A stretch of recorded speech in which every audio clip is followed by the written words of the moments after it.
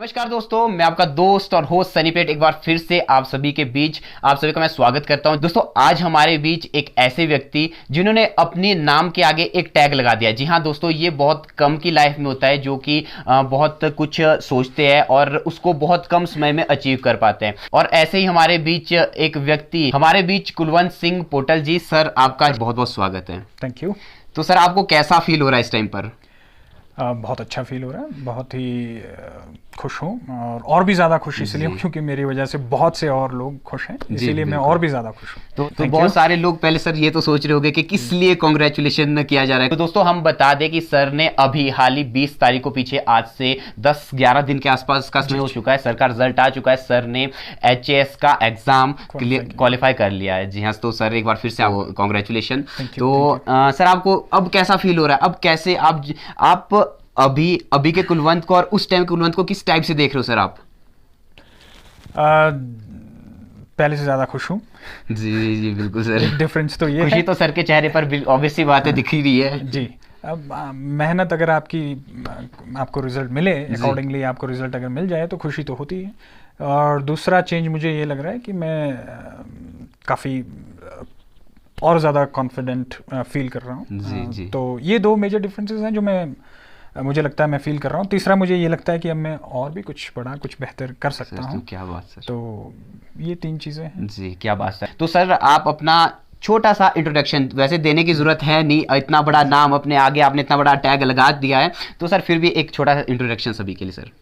Sir, पहले तो ऐसा कोई इतना बड़ा टैग लगाया नहीं है। नहीं, ऐसा फिर भी ऐसा होता है सर। ये आपके मुंह से सर बहुत छोटी बात लग रही है और बाकी लोगों के लिए और हमारे लिए बहुत बड़ी बात है सर। और हमारे हिमाचल के लिए बहुत गर्व की बात है, ऐसे और लोग निकले आए और आप लोगों से ही तो आगे आने वाला यूथ सीखेगा सर। तो प्लीज़ सर ऐसा नहीं किए। जी जी। मेरा नाम कुलवंत सिंह पोटन है। पिताजी का नाम श्री गुलाब सिंह पोटन है। माताजी का नाम श्रीमती शांति देवी पोटन है। मैं ग्राम थ्रोच तहसील चौपाल का रहने वाला हूँ। मैंने अपनी 10वीं की परीक्षा जो है वो केंद्रीय विद्यालय गोलकोंडा हैदराबाद से पास की है। 12वीं की परीक्षा मैंने केंद्रीय विद्यालय एयरफोर्स स्टेशन अमृतसर से पास की है। मैंने अपनी ग्रेजुएशन भी अमृतसर से ही की है। और फाइनली मैंने अपनी पोस्ट ग्रेजुएशन इंग्लिश लिटरेचर में हिमाचल प्रदेश विश्वविद्यालय से पास की है सर। क्या बात सर, बहुत बढ़िया। जैसा कि सर आपने देखा होगा और सुना भी होगा, हमारे इधर के एरिया में थोड़ी सी लोगों की मेंटलिटी कुछ इस तरीके से है। वो कहते हैं कि जो हमारा बच्चा है वो सरकारी स्कूल में पढ़ेगा तो वो कहीं और पोजीशन पे जाएगा। अगर हम उसी बच्चे को प्राइवेट स्कूल में भेजेंगे, प्राइवेट सेक्टर से उसको हम पढ़ाएंगे तो वो कहीं और पहुंचेगा। तो इसके ऊपर सर आप क्या सोचते हैं? कोई डिफरेंस नहीं है सर, कोई मेजर डिफरेंस नहीं है। मैं अपनी बात करूं तो मैं 10वीं तक हिंदी मीडियम में पढ़ा हूं, केंद्रीय विद्यालय में पढ़ा हूं। केंद्रीय विद्यालय भी सरकारी स्कूल है, कोई मेजर डिफरेंस नहीं है। बट हाँ, मैं खुशकिस्मत था कि मुझे थोड़ा एक्सपोजर बेहतर मिला, अलग अलग सिटीज़ में पढ़ने का मौका मिला, तो उस हिसाब से मुझे एक्सपोजर अच्छा मिला। अदरवाइज़ जो मेजर डिफरेंस जो चीज़ लाती है वो मुझे लगता है कि वो आपके घर पे आपका चेक मैकेनिज्म कैसा है, आपकी पेरेंटिंग कैसी है, वो चीज़ है जो मायने रखती है। पर्टिकुलरली अगर मैं अपनी बात करूं तो मेरे केस में जैसे मेरे डैड श्री मान सिंह पोटन जी जो कि आर्मी में थे, वो उनकी बहुत ही बिजी लाइफ होने के बावजूद वो इंश्योर करते थे कि हम स्कूल में क्या पढ़ रहे हैं, क्या नहीं पढ़ रहे हैं, हम लेटर्स कैसे फॉर्म कर रहे हैं, कैसे नहीं फॉर्म कर रहे हैं। तो छोटी छोटी चीज़ें अगर आपका चेक मैकेनिज्म घर पे अच्छा है तो फिर आप को फ़र्क नहीं पड़ता है, इतना ज़्यादा फ़र्क नहीं पड़ता है कि आपका बच्चा सरकारी स्कूल में है या प्राइवेट स्कूल में है। हाँ, ये ज़रूर है कि जो गवर्नमेंट स्कूल्स हैं वहाँ कुछ थोड़ा डिसिप्लिन पंक्चुअलिटी रिलेटेड इश्यूज हैं जो कि अब मैं समझता हूं कि काफ़ी हद तक दूर हो रहे हैं। हाईली क्वालिफाइड टीचर्स अब सरकारी स्कूलों में मिलते हैं, तो अब इतना मेजर कोई डिफरेंस मैं समझता नहीं हूं कि रह गया है। जी जी बिल्कुल सर। तो सर, आपको कब लगा कि आपने इस फील्ड की साइड दौड़ना है, आपने इधर एग्जाम क्वालिफाई करना है, आपने इस साइड को दौड़ना है? आप कुछ और भी तो कर सकते थे, आपके माइंड में होगा भी, आपका फ्रेंड सर्कल होगा, आपके कुछ फ्रेंड्स इधर जा रहे हैं, कुछ जॉब्स कर रहे हैं, कुछ अदर एक्टिविटी करें, तो आपने भी कभी सोचा होगा कि मैं भी ये एक्टिविटी कर देता हूँ इस चीज़ को छोड़ के। फिर आपने यही क्यों सोचा कि मैं इसी डायरेक्शन में जाऊं? जी, ग्रेजुएशन के दौरान मुझे, क्योंकि कुछ मित्र थे जो ये एग्ज़ाम ऑलरेडी दे रहे थे, जी तो सर, उनके साथ रह के मुझे लगा कि ये एग्ज़ाम देना चाहिए। तो उस दौरान मैंने एक मेरे जो फर्स्ट 2 अटेम्प्ट्स हैं वो मेरे काफ़ी जल्दी मैंने दे दिए थे। तो मेरा जो फर्स्ट स्टेज होती है एग्ज़ाम की, जिसको कि प्रीलिम्स कहते हैं, वो भी क्वालिफाई नहीं हुआ। तो मुझे लगा कि कुछ और भी ट्राई करना चाहिए। तो मैंने बैंकिंग का एग्ज़ाम दिया, IBPS PO का एग्ज़ाम दिया, और मैं जून 2013 में IBPS PO में सिलेक्ट हुआ और मैं यूको बैंक में 2017 तक काम करता रहा। 2017 में मैंने रिज़ाइन कर दिया, जो कि फाइनली 2019 में एक्सेप्ट हो गया था। और 2019 फरवरी के बाद मैंने एक्सक्लूसिवली इसी के ऊपर फोकस किया, और फाइनली इस साल आके मुझे रिजल्ट मिला। क्या बात सर, बहुत बढ़िया बहुत बढ़िया। तो सर इस एग्ज़ाम को क्वालिफाई करने के लिए क्या क्या स्टेप होते हैं जो क्वालिफाई करने होते हैं, फिर जाके आप इस पोजीशन तक पहुंचते हो? इसमें ये भी रहता है कि हमारे पास टाइम कम है, तो आप जो ज़्यादा से ज़्यादा चीज़ें इसमें कवर करें तो ज़्यादा बढ़िया है। तो यहाँ पर हम बात करते हैं कि क्या स्टडी, कई बच्चे आर्ट्स पढ़ के आगे निकल रहे, कई कॉमर्स, तो कई किसी और चीज़ को पढ़कर कोई अलग अलग स्ट्रीम लेके आगे जा रहा है। तो आपको क्या लगता है कि मतलब लगता तो क्या है, वो तो एक अलग सी बात होगी। तो आप क्या बोलना चाहोगे कि ये स्टडी रखोगे तो यहाँ पहुंचोगे, ये रखोगे तो यहाँ, इस एग्जाम को क्लियर करने के लिए ये स्टेप्स आपको फॉलो करने होंगे सर? इस एग्जाम्स में बेसिकली 3 स्टेप्स हैं सर। जी सर। प्रिलिमिनरी स्टेज, मेंस और इंटरव्यू सर। जी। प्रिलिमिनरी में आपके 2 एग्जाम्स होते हैं सर। एक GS का पेपर होता है जिसे जनरल स्टडीज़ कहते हैं, जिसमें history, geography, polity, economy, Himachal G K current affairs वगैरह की आपकी नॉलेज जो है वो टेस्ट की जाती है। जी सर। दूसरा जो एग्ज़ाम होता है वो एप्टीट्यूड का टेस्ट होता है, जिसमें आपकी बेसिक कॉम्प्रिहेंशन स्किल, थोड़ी बहुत आपकी क्वान्टिटेटिव एप्टीट्यूड वगैरह जो है वो टेस्ट किया जाता है। सेकेंड जो स्टेज है वो, ये जो फर्स्ट स्टेज है ये ऑब्जेक्टिव स्टेज है सर। जो सेकेंड स्टेज है वो सब्जेक्टिव स्टेज है। उसमें आंसर राइटिंग जो है वो बहुत ही इम्पोर्टेंट रोल प्ले करती है। और जो थर्ड स्टेज है वो फिर इंटरव्यू है, या फिर जिसको पर्सनालिटी टेस्ट कहें, वो है। रही बात ये कि आप आर्ट्स, कॉमर्स, साइंस, फ़र्क ही नहीं पड़ता आप किस बैकग्राउंड से आते हैं। इनफैक्ट मैं तो यहाँ तक कहूँगा कि ये भी फ़र्क नहीं पड़ता है कि आप फाइनेंशियली किस बैकग्राउंड से आते हैं। ये भी फ़र्क नहीं पड़ता है कि आप रीजनली किस बैकग्राउंड से आते हैं। इनफैक्ट कोई फ़र्क ही नहीं पड़ता आपका पास्ट कैसा रहा है, आपने पास्ट में आपकी क्या अकम्पलिशमेंट्स हैं, आपका एकेडमिक बैकग्राउंड जो है आप वो बहुत सॉलिड स्ट्रॉन्ग रहा है कि नहीं, कुछ मायने नहीं रखता है। मायने जो रखता है वो ये रखता है कि आप जाना कहाँ चाहते हो, कहाँ से आए हो, वो मायने नहीं रखता। आप जाना कहाँ चाहते हो, अगर आपको क्लियर है कि आप जाना कहाँ चाहते हो, तो आप खुद बर खुद स्टेप्स जो हैं वो बनते ही जाएंगे उस राह की तरफ। तो आर्ट्स वाले स्टूडेंट्स भी ये एग्ज़ाम क्वालिफाई करते हैं, कॉमर्स वाले भी ये एग्ज़ाम क्वालिफाई करते हैं, साइंस वाले भी ये क्वालिफाई करते हैं। हालांकि कॉमर्स और साइंस के ऑप्शनल जो सब्जेक्ट्स हैं वो रख के काफ़ी कम बच्चे ये एग्ज़ाम क्वालिफाई करते हैं, बट हाँ करते हैं। तो इनफैक्ट जैसे मेरी बैचलर्स अगर देखें तो वो साइंस में है, उसके बावजूद मैंने पॉलिटिकल साइंस में इस बार ऑप्शनल सब्जेक्ट रखा था। तो इसमें कोई लिमिटेशन नहीं है, कोई किसी किस्म की बंदिश नहीं है कि ये सब्जेक्ट अगर आप पढ़ेंगे तो ही आप ये एग्ज़ाम क्वालिफाई कर सकते हैं। कोई फेवरेटिज्म नहीं है, आर्ट्स वालों के प्रति कोई फेवरेटिज्म नहीं है, साइंस वालों के प्रति कोई नहीं है, कॉमर्स वालों के प्रति। जैसा कि मैंने कहा, बैकग्राउंड क्या है फ़र्क नहीं पड़ता। ऑल यू नीड इज़ आपके पास ग्रेजुएशन हो, आपने ग्रेजुएशन की हुई हो, आपकी अगर आप जनरल कैटेगरी से हैं तो 32 साल आपकी, 35 साल आपकी एज हो, यूपीएससी में 32 साल है एज। अगर आपके पास ये है तो आप बस प्रिपरेशन शुरू कर सकते हैं। क्या बात है। तो सर इसमें जो एज है, तो एज लिमिट क्या है सर? कोई भी इसको एज जनरल कैटेगरी के लिए 35 है, रिजर्व कैटेगरीज के लिए फिर अलग अलग एजेस हैं, जिस मतलब 40-45 ऐसे हैं। तो जनरल के लिए 35 एज है। जी। जैसा कि सर ने बता दिया है तो आप ये चीज़ फॉलो कर सकते हो। और सर आपको पेरेंट्स का कैसा रहा है? क्योंकि मेन चीज़ होती है किसी भी काम को करने जाओ, आप उसमें कहाँ तक भी पहुँचो, चाहे आप उसमें टॉप करते हो, चाहे आप उसमें कौन सी रैंक पे भी आते हो, तो सबसे मेन चीज़ है कि घर का सपोर्ट। तो आपको कैसे रहा जब आपने घर वालों को कहा कि मुझे ये करना है या फिर ये करना है, तो घर वालों का कैसा सपोर्ट रहा सर आपके प्रति? देखिए, सबसे बड़ी प्रॉब्लम मुझे जो फेस मैंने की वो की जब मैंने ये डिसाइड किया कि मुझे बैंक की नौकरी छोड़ देनी है। जी। तो मेरी बैंक की नौकरी छोड़ने के डिसीजन से बहुत से लोग सहमत नहीं थे। इनफैक्ट मेरी फैमिली में भी कुछ लोग थे जो सहमत नहीं थे। जी। लेकिन मुझे मेरे बड़े भैया श्री होमिंदर पोर्टन और मेरे डैड श्री मान सिंह पोर्टन जी का पूरा सपोर्ट मिला। मुझ में विश्वास जताया गया, और क्योंकि उन्होंने मुझ में विश्वास जताया तो मुझे लगा कि मेहनत करना तो बनता है। तो मैं तो यही कहूँगा कि फैमिली का सपोर्ट होना तो मतलब रिक्विजिट है, प्री रिक्विजिट है इनफैक्ट।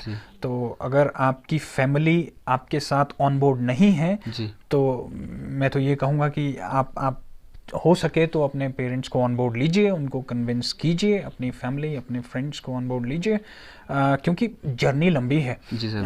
छोटे मोटे ऑब्स्टिकल्स आएंगे, फेलियर्स आएंगे, उनसे कोप अप करना है। तो ये जो पैराफर्नेलिया कह लीजिए या कोपिंग मैकेनिज्म कह लीजिए, वो आपको चाहिए ही चाहिए। और फैमिली, रिश्तेदार, दोस्तों से बढ़कर मुझे नहीं लगता कि कोई कोप अप मैकेनिज्म है। जी जी। HAS का जो एग्ज़ाम है वो आपने फर्स्ट टाइम ही क्वालिफाई किया था कि इससे पहले भी आपने ट्राई किया था सर?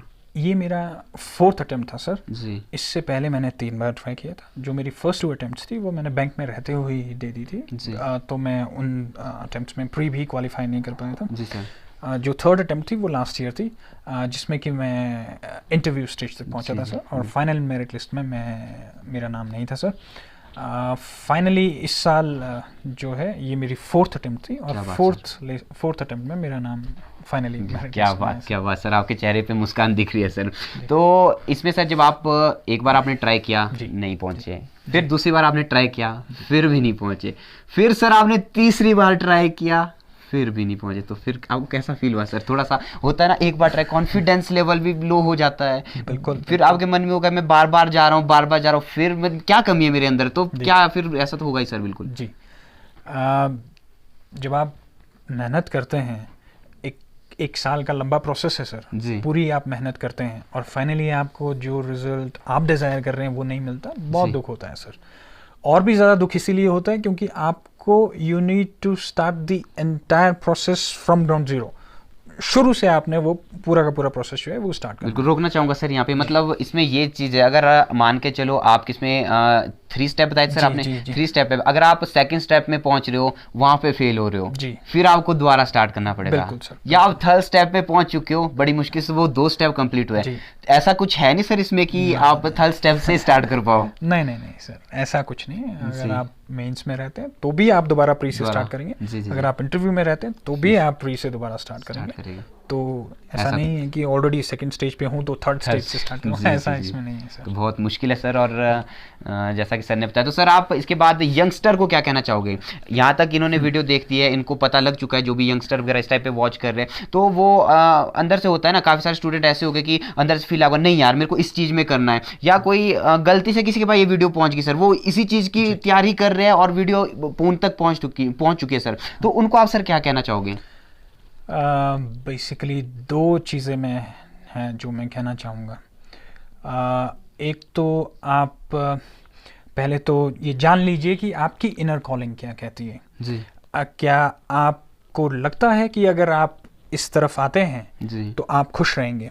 वैसे मेरा मानना ये है, ये फ़र्क नहीं पड़ता है कि आप एडमिनिस्ट्रेटिव सर्विसेज में आते हैं, आप बैंकिंग सर्विसेज में आते हैं, आप रेलवेज़ में आते हैं, आप फार्मिंग में आते हैं, आप हॉर्टिकल्चर में कुछ करते हैं, फ़र्क ही नहीं पड़ता।